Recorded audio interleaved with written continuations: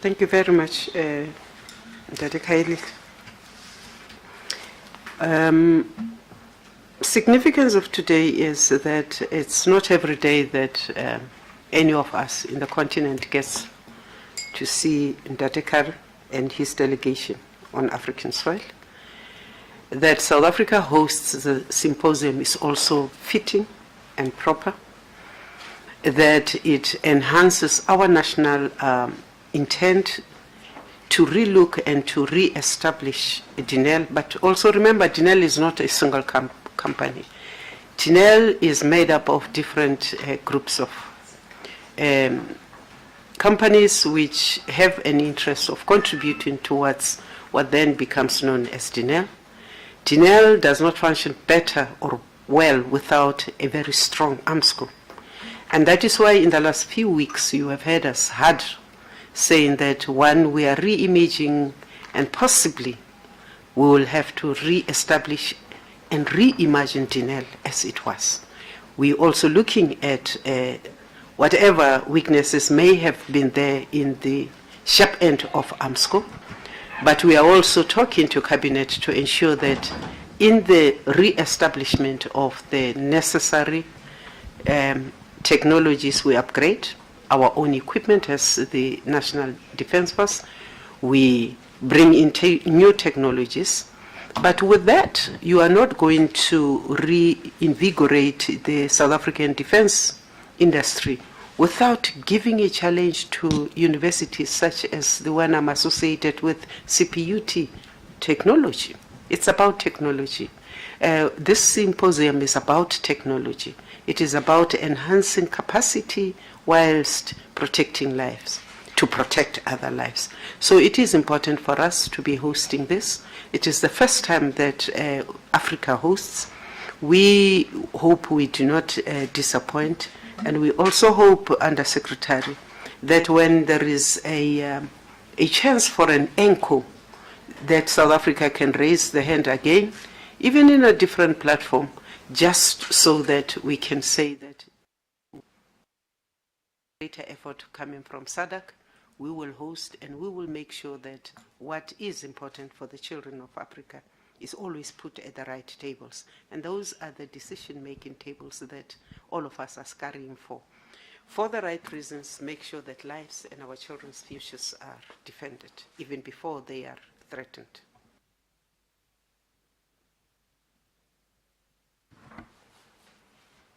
Thank you.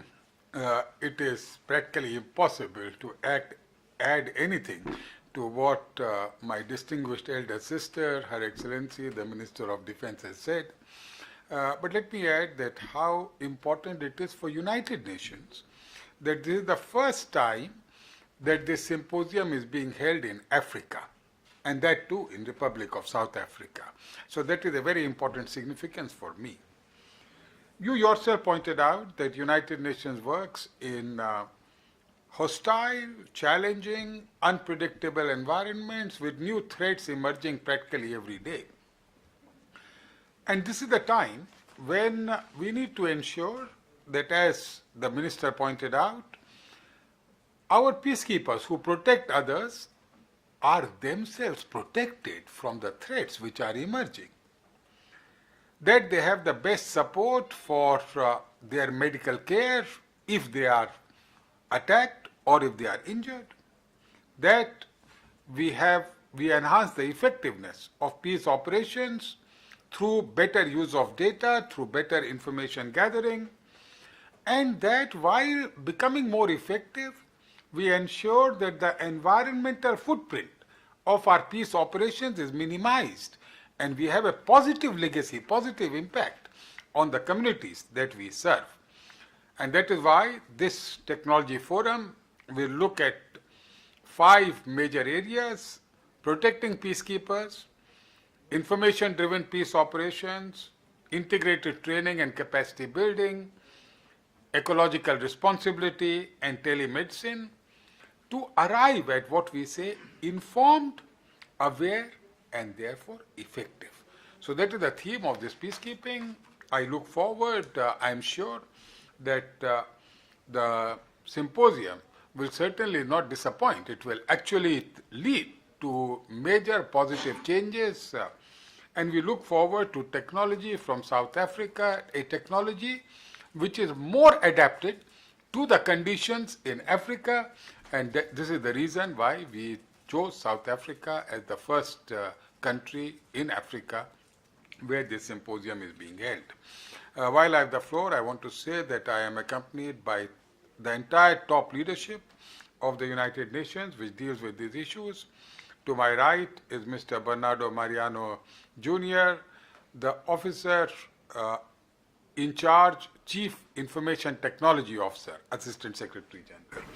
Next to him is Assistant Secretary General and the military advisor of the United Nations, General Biram Diop. Sitting next to him is Assistant Secretary General, the head of the Office of Supply Chain Management, Mr. Christian Saunders. And obviously, as you know, here in any country, we cannot do anything without the finances. No? So all these three are important, and the very important is Mr. Chandramouli Ramanathan, our Assistant Secretary General and the Financial Controller, who prepares the budgets and then works with the member states to get the budgets adopted.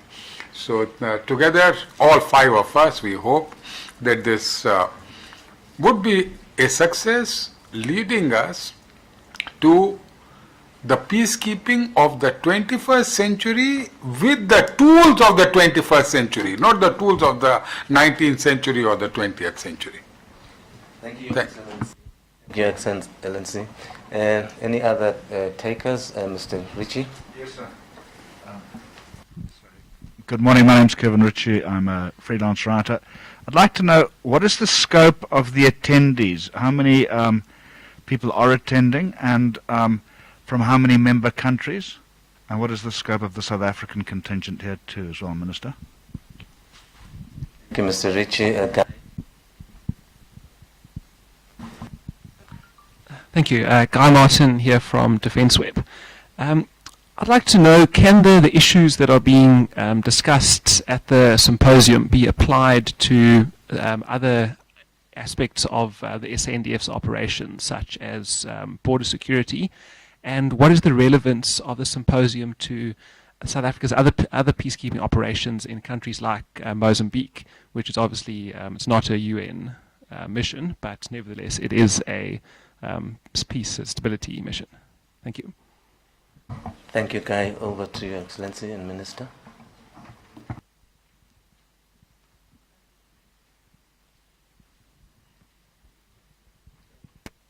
Let me take the question of Mr. Ritchie first. More and more people are coming in, of course. 258 delegates from 43 member states, which is already a very large number, you know, from 43 member states are already here. They are actively participating. In addition, there are about 80 members of the United Nations, some representing our field peace operations, some representing the headquarters. I mention this because the symposium is also a mechanism for people to gather together and to interact informally, learning from each other. There are also a number of colleagues who are participating who represent the think tanks, academia, because the research institutions. So that is what we are looking at. Now, of course, I will not comment on the SNDF, which Her Excellency, the Defense Minister, will respond to the question of Defense Web. But I want to say a big thank you to the Republic of South Africa for its contributions, not only in the UN peace operations, but for its contributions elsewhere. You know, the African Union is supported directly by my department, particularly for Somalia, and I have seen the latest communique from the African Peace and Security Commission, strongly supporting the efforts of SADC in Mozambique, led of course by Republic of South Africa. So I want to say a big thank you on behalf of the African Union and on my behalf to this effort. One last thing, the results of this symposium for the UN will not be applied only to peacekeeping operations. They will also be applied elsewhere, because UN works in different countries in different forms. So there are results which will be applied. For example, when we undertake relief humanitarian operations, there will be results which will be applied. When we undertake developmental activities, so peacekeeping, yes, is the main focus, but the results, obviously, we will spread and we will share and we will apply everywhere that we can. Thank you. Thank you very much. Yes, it is important that this technology symposium is here. Yes, we can only benefit from our border operations, from what will be on display, what is there in the market to enhance our capacity at the borders. I am on record in this country as saying that I refuse to put 22 companies on the border. I don't think it is necessary. I think what we need to put there is to enhance the ability of the troops already on there with technology. I also think that when you look at technology and you look at the re-establishing some of the capacities that we may have lost in Dinel, with some of them falling, you are largely going to look at that which will enhance our capacities there. And when you criticize the South African border capacity, you really need to be honest about what you're saying. Is it because a man wearing the uniform of SANDF will have X-ray eyes? We say no.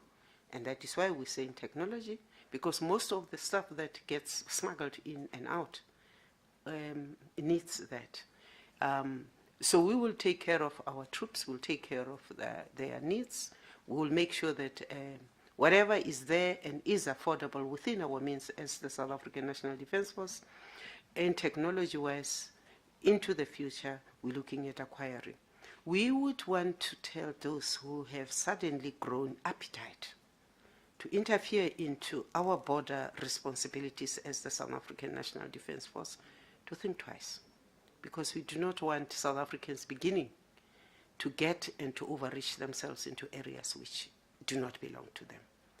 Now, you are right. In a sense, when you say the Mozambican deployment is not UN, the Mozambican deployment is for the first time that you get the SADC countries coming together, looking at a common threat. And it is important that we hold hands, that we look at what is coming in, which is eventually going to be affecting all of us in SADC.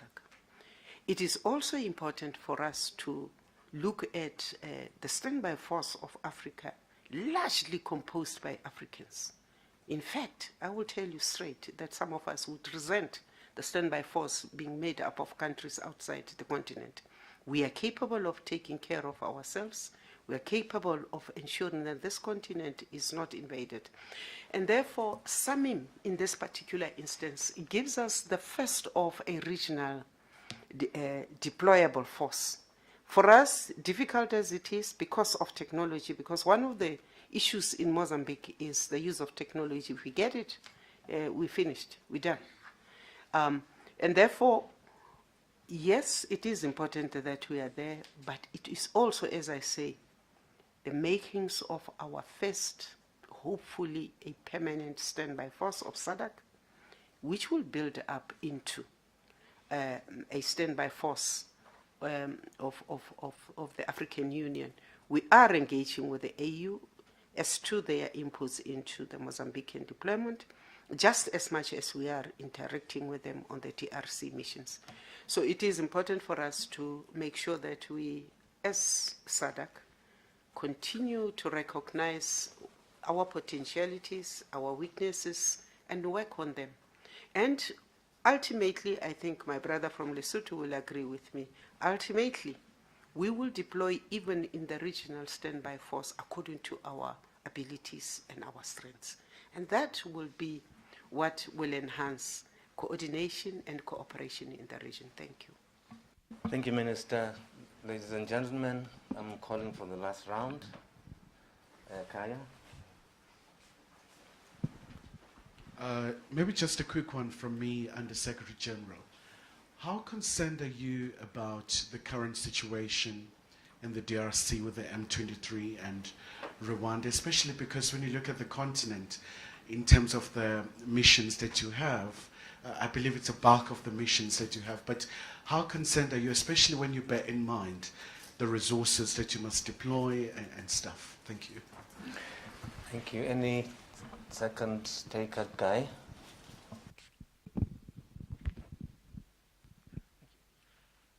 Just a couple of quick questions. Firstly, the conflict in Ukraine, how has that impacted peacekeeping operations in Africa? I believe that Ukraine has withdrawn helicopters from the DRC, I think, and I suspect the Russian connection will also have influenced things. And secondly, I just want to ask about the UN procurement summit that's going to be held on Friday. Can we get a bit more information on that and what the outcomes of that are expected to be? Thank you. Thank you, ladies and gentlemen of the media. That was the last round, and we will ask our principals to respond. Thank you. Thank you very much. Let me first begin with the question of the SABC. You know, we are always concerned about the entire region in which, in one country, a peacekeeping operation would have been deployed. For example, before I come to DRC, you know, you cannot have an operation in Central African Republic without the full cooperation of Cameroon, because all the goods have to come into Douala port, then from Douala port they have to go into Cameroon. Lately we are having challenges of, and this will partly, I will expand when I answer the question of the defense web.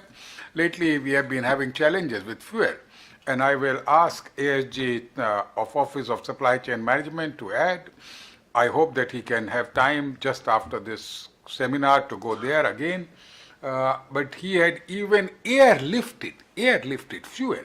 It's a very costly proposition to airlift fuel into Bangui. Or, for example, when we look at Mali, we have to look at the neighboring areas, and that is why they had formed the G5 Sahel.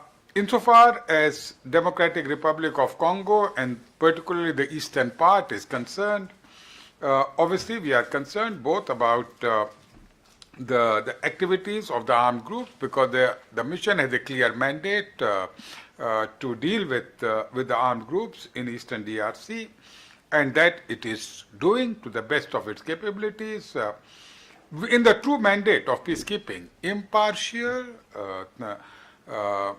and respecting only the mandate, so we do not take sides for one side or another. But I hope that the efforts of President Lorenzo to bring both Rwanda and Democratic Republic of Congo leaders will be successful, and I want to tell you that, of course, Secretary General remains involved, has spoken to both leaders, and of course has spoken to President Lorenzo, to whom we wish success.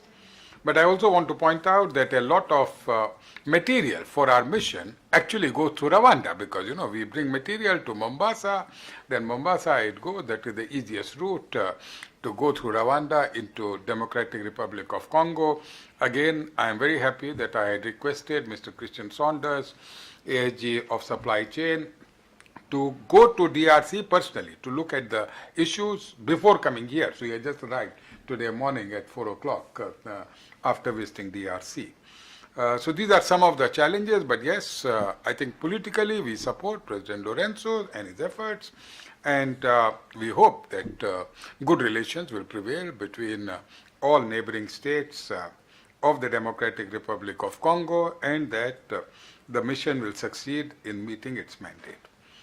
On Ukraine, you are right, Ukraine did want to withdraw its military helicopters, but so far they remain in service. We agreed, of course, because it is the right of a country to withdraw whenever they want.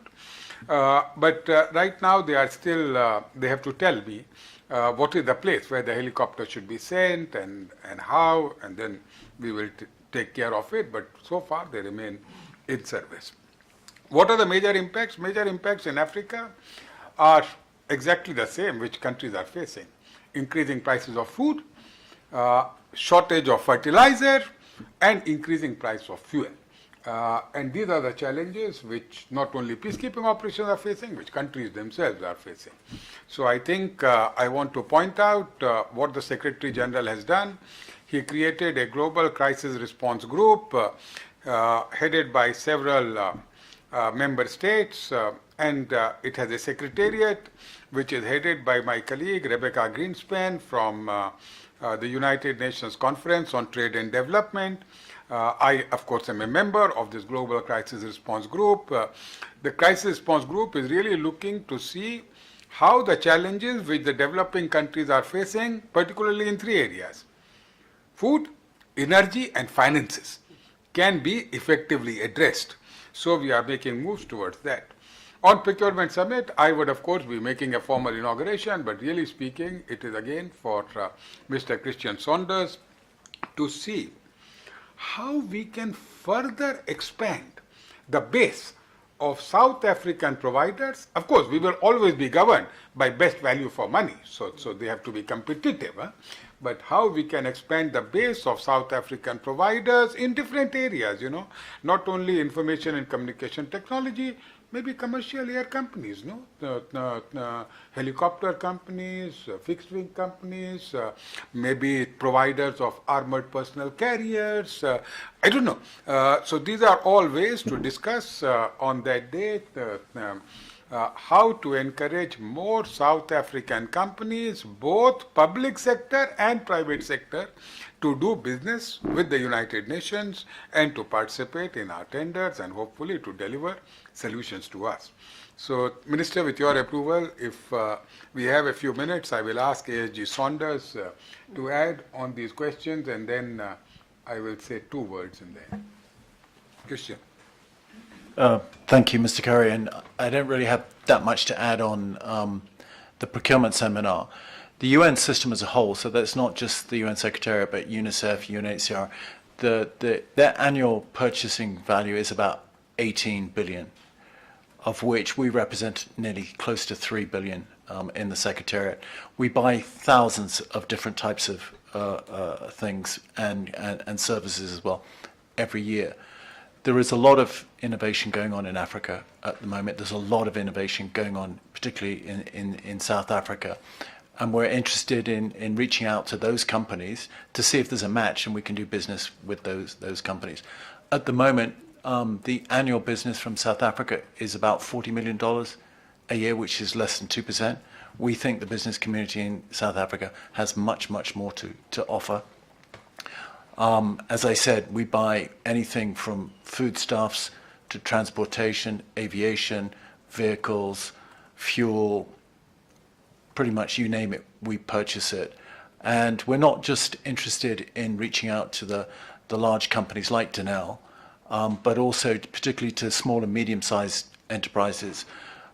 Women-owned businesses, those owned by people with disabilities, the youth, and the like. So it's really to explain the UN procurement opportunities to South African business and to see if we can have a match and we can do more business with them in the future. In terms of the issue, the other thing we want to do is you'll have seen that the cost of transportation, in particular during COVID and since the war in Eastern Europe, has gone up considerably. In fact, in some routes, it's risen by more than 400%.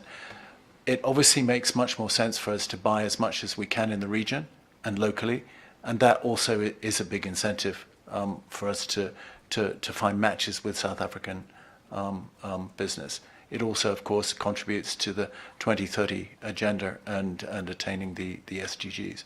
So very important visit for us from a supply chain point of view. In terms of fuel, the issue of fuel is serious in quite a number of countries in Africa, and we've been addressing that particularly in our peacekeeping operations, because without fuel, obviously we can't implement our mandates.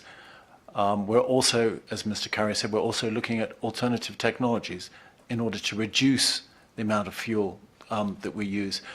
A large proportion of fuel is used by power generation, and if we can move much more towards renewable energy. Obviously, that reduces the reliance on fuel. Not only does it reduce the reliance on fuel and the overall cost, but it also contributes to the safety and security of our peacekeepers, because in order to get the fuel to where it needs to be, to the operating bases, these have to travel on really quite long and arduous and dangerous supply routes.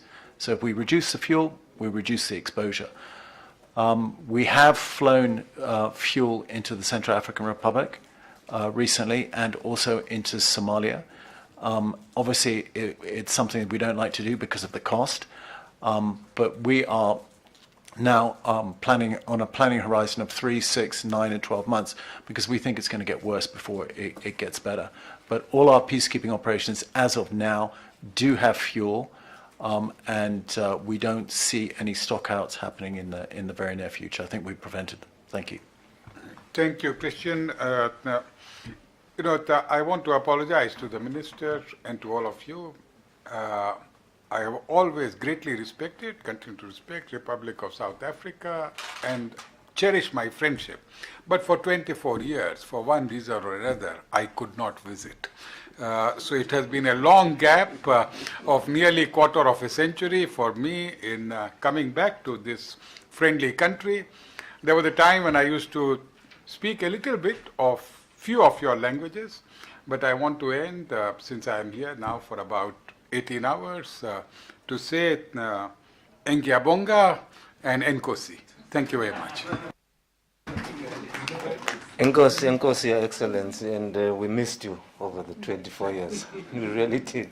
Ladies and gentlemen, that brings us to the end of this session. May I, on behalf of the Minister of Defense, our host, and thank you very much. Thank you, Mim. Thank you very much. Thank you, DM.